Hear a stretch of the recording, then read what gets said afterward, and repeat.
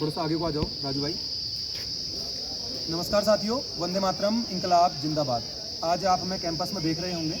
अभी कुछ ही देर पहले, जितना मुझे लग रहा है कि 3 बजे का समय है, अभी जैसे ही कैंपस खाली हुआ, यूँ आजकल आप सभी लोग जानते होंगे कि छात्र संघ चुनाव का भी टाइम आने वाला है, तो दिन भर हम लोग छात्र छात्राओं से मिलते हैं, उनकी समस्याओं को सुनते हैं, जितना समाधान हो सकता है करते हैं और अपनी कन्वेंसिंग उनसे करते हैं। आप सभी लोग जानते हैं कि इस बार हमारा प्रत्याशी भाई दीपक लोहनी हमने टाइगर ग्रुप से अध्यक्ष पद का उम्मीदवार हमने बनाया है। तो दिन रात उसके लिए मेहनत पर लगे हुए हैं और जैसे भी कैंपस खाली हुआ, हमने इसके बाद तुरंत ज़्यादा देर ना करते हुए सीधे हम कुलपति महोदय के पास पहुंचे। किन समस्याओं को लेकर पहुंचे, किन बातों को लेकर पहुंचे, उन सारी बातों का जिक्र मैं यहाँ पर आज करने वाला हूँ। और सारे विद्यार्थियों से मैं कहना चाहता हूँ कि आप लोग इन सारी बातों को जरूर सुने, क्योंकि ये बातें कहीं ना कहीं आपके भविष्य के साथ जुड़ी हुई हैं। सबसे पहली जो बात थी, बहुत सारे विद्यार्थियों द्वारा एक समस्या लगातार कई समय से बताई जा रही थी, पिछले कई सालों से बताई जा रही थी।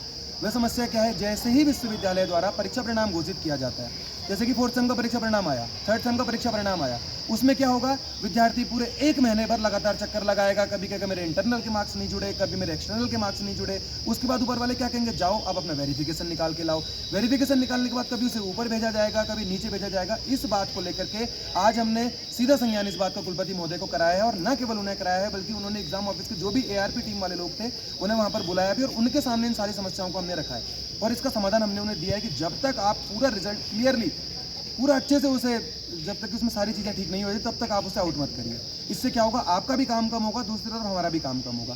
1 महीने हम देखते हैं रिजल्ट घोषित हो रहे हैं, उसके बाद 1 महीने तक लगे हुए हैं, कभी टीचर्स के पास जा रहे हैं, कभी डीन-एड्स में जा रहे हैं, कभी ऊपर यूनिवर्सिटी घूम रहे हैं, मतलब 1 महीना लगातार चक्कर ही काटने में लगे हुए हैं। तो इसका हमने उपाय दिया कि आप डीन्स के साथ बैठक करिए। जिन भी विभागों में जो भी डाटा उनको दिया जाता है, वो डाटा के साथ उनके पास लिस्ट होनी चाहिए, क्योंकि ARP टीम द्वारा हमें क्या बताया गया कि यूनिवर्सिटी हमें जो परिसर है वो हमें इंटरनल के नंबर नहीं भेजते। जैसे कोई भी विषय हो, जैसे मान लेते हैं कोई भी एक विषय मान लें, किसी भी विषय को ऐसे नाम नहीं लेना चाहिए, किसी भी विषय का लिया, वो लोग, उनका रिजल्ट घोषित होता है, वो कहते हैं कि हमारे इंटरनल के मार्क्स नहीं भेजे गए।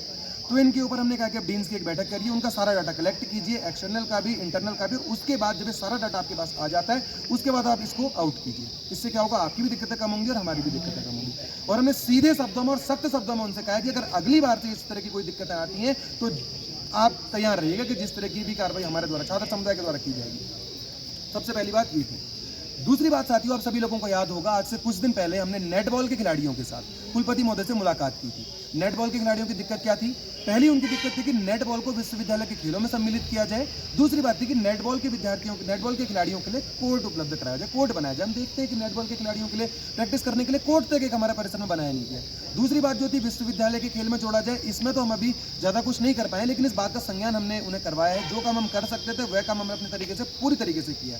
हमने आपको बताया था कि नीचे उसका उन्होंने एस्टिमेट बनाने के लिए दिया हुआ था, एस्टिमेट बनाया, लियाकत सर ने उसका एस्टिमेट बनाया, नीचे डायरेक्टर ऑफिस में वो आया। परसों की वीडियो में आपको बताया भी था कि नीचे से वो दोबारा ऊपर आदेशित होने के लिए जाना है।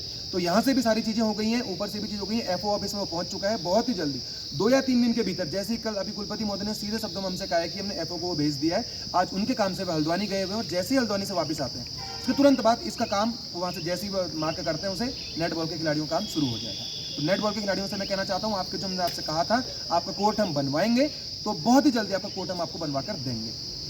तीसरी बात जो साथियों आती है, आपने देखा होगा अभी 2 दिन पहले हमारे दूसरे संगठन के हैं, हमारे साथी हैं, शिक्षक हैं, हमारे विपुल भाई ने एक वीडियो पोस्ट किया था, 2 वीडियो पोस्ट किए थे, जिसमें उन्होंने बास्केटबॉल के खिलाड़ियों की मूलभूत समस्याओं का संज्ञान हमें वीडियो के माध्यम से करवाया था। बहुत अच्छी बात है जब हम वीडियो पोस्ट कर रहे हैं। मैं एक चीज़ देखता हूँ, इस बात से मुझे एक और बात याद आई। विरोधी संगठन हमसे कहते हैं कि आप तो वीडियो बनाते हैं, ये लोग तो वीडियो बनाते हैं, सारी बातें वीडियो में कहते हैं। उनसे मैं एक बात कहना चाहता हूँ, आप आखिर क्यों वीडियो नहीं बनाते? जिस बंदे ने वीडियो बना के पोस्ट किया है वो आपके ही संगठन से पूर्व अध्यक्ष लड़े हुए हैं। सीधे सीधे ये कहो कि हमें वीडियो में बोलना नहीं आता, हमारी जुबान बंद हो जाती है वीडियो में, और हम विद्यार्थियों को बरगलाते समय हमारी जुबान पूरी तरीके से खुलती है। इसलिए विद्यार्थी समुदाय को बरगलाएं नहीं, काम करेंगे तभी आप वीडियो बना पाएंगे। अभी हम इतना बोल इसलिए पा रहे हैं क्योंकि काम करके आए हैं। तो ये विद्यार्थी समुदाय को बरगलाना बंद करें कि ये लोग तो वीडियो बनाते हैं, ये लोग तो हर चीज़ का वीडियो बना के डालते हैं। आप बना नहीं पाते, अपनी नाकामी को आप छुपा रहे हैं, अपनी नाकामी को सबके सामने बताइए। तो बात जो थी बास्केटबॉल के खिलाड़ियों का, विपुल भाई ने जो हमें संज्ञान कराया था, आज ही वहाँ पर लियाकत अली सर भी मौजूद थे, VC साहब भी मौजूद थे, और पूरे कुछ एक खिलाड़ी भी वहाँ पर मौजूद थे, और हम सभी लोग वहाँ पर मौजूद थे। इस समस्या का हमने संज्ञान कराया है और हमने इसका उन्हें सुझाव भी दिया है। सुझाव क्या दिया है? कुछ दिन पहले जो सिमकनी खेल मैदान में मेले का आयोजन हुआ था, मेले के आयोजन में 1,80,000 रुपये मेले प्रबंधकों ने खेल हमारे परिसर प्रशासन को जमा करवाया था। अब 1,80,000 का क्या होगा? पिछली बार तक क्या होता था हमें कुछ नहीं पता, न किसी ने पूछा, न किसी से सवाल उठाया। गया कहाँ होगा, इनकी जेबों में गया होगा प्रशासन वालों की। इस बार ऐसा नहीं होगा। इस बार ऐसा क्यों नहीं होगा? क्योंकि ऐतिहासिक कार्यकाल जो विद्यार्थी समुदाय के आशीर्वाद से हमें मिला है, जो राहुल सिंह धामी के कार्यकाल में जितने काम हुए हैं, हमने भ्रष्टाचार पर भी नकेल कसी है। तो सीधा हमने उसका हिसाब मांगा जब हमने कहा कि 30,000 का एस्टिमेट आपने बास्केटबॉल के खिलाड़ियों, नेटबॉल के विद्यार्थियों के कोर्ट बनाने के लिए दिया है, तो बचता है 1,50,000 रुपया। तो 1,50,000 का क्या होगा? 1,50,000 रुपये से आप बास्केटबॉल के जो खिलाड़ियों का है सामने का, पूरे उसके कोर्ट को बंद कीजिए, उसके बैठने की व्यवस्था कीजिए और ऊपर से जाली बनवाइए। उसी समय हमने वहीं से जो जेई है, ये बात हमने लियाकत अली ने हमसे कही, लियाकत अली सर ने हमसे कही कि जेई से आप एस्टिमेट बनवा के दीजिए, हम इसका भी काम करवाते हैं। वीसी ऑफिस में बैठ के ही हमने जेई को कॉल किया, उनसे कहा है कि एस्टिमेट बना के आप रेडी कीजिए। उन्होंने कहा कि 2 दिन के भीतर मैं इसका एस्टिमेट बना के प्रोवाइड करवाता हूँ। जैसे ही 2 दिन के भीतर एस्टिमेट आएगा, बास्केटबॉल के खिलाड़ियों से कहना चाहता हूँ, उसके बाद हम इसका भी काम बहुत जल्दी शुरू करवाएंगे।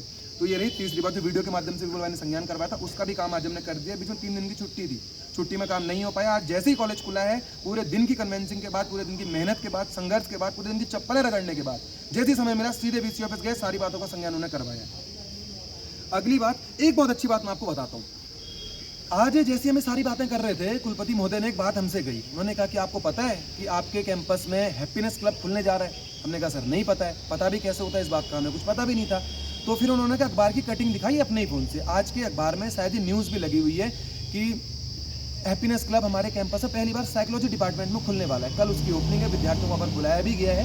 हैप्पीनेस क्लब क्या है साथियों? जैसे कि हम लोग देखते हैं कि बहुत सारे तनाव लोगों के जीवन में होते हैं, किसी भी तरह का तनाव हो सकता है। वो मुझे किसी अलग तरीके का तनाव हो सकता है, दीपक को किसी अलग तरीके का हो सकता है, राहुल को अलग तरीके का हो सकता है। तो उसके लिए बाहर से विशेषज्ञ आएंगे और उनकी बातों का समाधान करेंगे, उनसे सवाल जवाब करेंगे, विचार विमर्श करेंगे कि आखिर इससे क्या हो सकता है, आप लोग किस तरह से इन चीज़ों को सुधार सकते हो। मुझे तो ऐसा ही लगता है कि हैप्पीनेस क्लब में ऐसा ही होगा, बाकी इसकी जानकारी भी मुझे भी ज़्यादा नहीं है। तो ये बहुत अच्छी बात है। मैं इसके लिए कुलपति महोदय का विशेष धन्यवाद देना चाहूँगा कि सर आपके कार्यकाल में सारी चीज़ हुई है। हैप्पीनेस क्लब बहुत अच्छी बात है, ऐसी चीज़ें खुलनी चाहिए, इनोवेटिव आइडियाज़ होने चाहिए, इनोवेटिव वर्क होने चाहिए, तभी हम अपने विश्वविद्यालय को, अपने परिसर को, अपने विद्यार्थियों के सुरक्षित भविष्य का हम लोग एक सपना साकार कर पाएंगे। तो बहुत अच्छी बात है। मैं सारे विद्यार्थियों से कहना चाहता हूँ, हैप्पीनेस क्लब की कल ओपनिंग है हमारे साइकोलॉजी डिपार्टमेंट में, तो आप लोग भी वहाँ पर जाइए। हमें भी समय मिलेगा तो हम भी वहाँ पर जरूर आएंगे। दीपक भाई तो रहेगा ही, हमें भी समय मिला क्योंकि हम और सारी चीज़ों में भी हम लोग व्यस्त रहते हैं। हमें भी समय मिला तो हम जरूर आएंगे। इसके लिए मैं विश्वविद्यालय प्रशासन को और कुलपति महोदय का बहुत बहुत धन्यवाद भी देना चाहता हूँ कि एक नई तरीके की शुरुआत है। अभी तक मुझे ऐसा लगता है कि किसी विश्वविद्यालय में ये चीज़ नहीं है। पहली बार ऐसा करने वाला हमारा शोभन सिंह जीना विश्वविद्यालय है, हमारा शोभन सिंह जीना परिसर है। उसके बाद साथियों एक और मुख्य समस्या जिसका हम लगातार कई महीनों से, लगभग 1 साल से इस बात को विश्वविद्यालय प्रशासन के सामने, डीएसडब्ल्यू के सामने, डायरेक्टर के सामने लगातार रखते हुए आए हैं, वह क्या है? ऊपर जियारानी छात्रावास में जो वॉल नहीं है, उनके द्वारा जब हम पिछली बार कन्वेंसिंग में भी वहाँ पर गए थे, उन्होंने एक समस्या हमें बताई थी कि जो ये बीच की उनकी वहाँ पर वॉल नहीं है, उससे क्या होता है कि बाहर के लोग ताका झाकी करते हैं या बाहर के लोग कई बार एंटर हो जाते हैं। इस बात को हमने मुख्य रूप से जीतने के बाद ही रखा था और उसके बाद और भी सारे काम हुए तो इस बीच में समय नहीं भी मिल पाया। उसके बाद अभी लगातार 2-1 महीनों से इस समस्या को लगातार उठा रहे हैं। आपको बीच में याद भी होगा, भूपेंद्र कोरंग और मैंने मुलाकात भी की थी डीएसडब्ल्यू ऑफिस में कि वॉल आखिर क्यों नहीं बन रही। तो कुलपति महोदय भी किसी बात को लेकर कह रहे थे कि हम इसके लिए बजट दे देते हैं। उसके लिए हमने कहा कि सर आप उस चीज़ के लिए तो बजट मत दीजिए, इस चीज़ के लिए सबसे पहले बजट प्रोवाइड करवाइए कि जो छात्रावास में, क्योंकि छात्रा बहनें हमारी वहाँ पर रहती हैं, उनको अगर किसी तरह की असुविधा होती है तो सीधे तौर पर यानी हमें असुविधा हो रही है, क्योंकि हमारी छोटी बहनें वहाँ पर रहती हैं। तो उनके द्वारा हमसे कहा गया कि कल वह एक दौरा करने वहाँ पर जाने वाले हैं और उसके बाद जो भी वहाँ की चीज़ होगी, जितना भी बजट उसके लिए होगा हम प्रोवाइड करवाएंगे। और एक दीवार बनाने में आखिर कितना ही बजट लग जाएगा? छोटी छोटी चीज़ों के लिए आप हर जगह पैसा दे देते हो, सब कुछ करने के लिए पैसा प्रोवाइड करवा देते हो, जेबें भरने के लिए लोगों के लिए पूरा पैसा आ जाएगा, तो अपने कामों के लिए पैसा क्यों नहीं आ रहा है? इन सारी बातों को हमने कुलपति महोदय के संज्ञान में डाला है यार।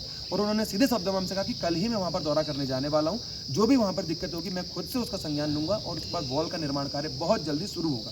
तो मैं अपनी छात्रावास की सारी बहनों से भी कहना चाहता हूँ, हमने आपसे कहा था कि जैसे हम चुनाव जीतेंगे, हम उन लोगों की तरह नहीं है कि हम लोग की साल भर आपको दिखेंगे नहीं। कैंपस में तो हमारी मुलाकात होती है, जीतने के बाद भी हम वहाँ पर गए, जीते बाद उनकी समस्याओं को सुनने के लिए गए। थैंक्स गैदरिंग में वो चीज़ कभी भी नहीं हमने देखी। थैंक्स गैदरिंग का मजाक तो ये लोग सब उड़ाते हैं, लेकिन उन्होंने ये कभी पूछा कि कभी उन्होंने हॉस्टल में मिठाई प्रोवाइड करवाई थी? नहीं दी थी। कभी मिठाई दी थी उन्हें? उनको कभी धन्यवाद किया था? नहीं किया था। हमने इस बार धन्यवाद जो सभा की थी, नहीं आए विद्यार्थी में, हमारी गलती नहीं है। हमने बिल्कुल सही सोच को रखते हुए हमने संडे के दिन ही की थी। मैं फिर से कहना चाहता हूँ, संडे के दिन इसलिए की थी किसी की भी पढ़ाई डिस्टर्ब न हो। जो पहले दिन छात्र संघ चुनाव जीतने के बाद कॉलेज खुलवाया था, इसीलिए खुलवाया था ताकि विद्यार्थियों की पढ़ाई डिस्टर्ब न हो। तो फिर से जो लोग ये बड़े बड़े संगठन कहते हैं कि इन्होंने इनकी धन्यवाद सभा में कोई नहीं आता, कोई दिक्कत नहीं है हमें। हमने उनकी शिक्षा में व्यवधान नहीं डाला, आपको फिर से कहना चाहता हूँ।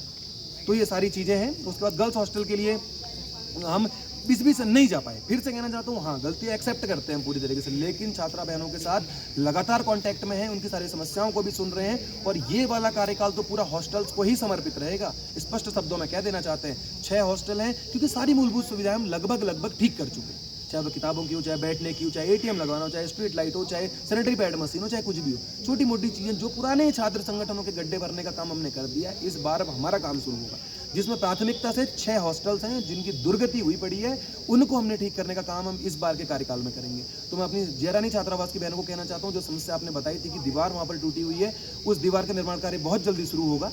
और एक और दिक्कत, बॉयज़ हॉस्टल में फिर मैं भी गया हुआ था, बजट की दिक्कतों के कारण बहुत सारी चीज़ें भी नहीं भी हो पा रही हैं। मैं गर्ल्स हॉस्टल की छात्रा बहनों से भी कहना चाहता हूँ और बॉयज़ हॉस्टल से भी कहना चाहता हूँ। और उन्होंने एक चीज़ हमसे कही कि खेल सामग्री हमें उपलब्ध करवा दो।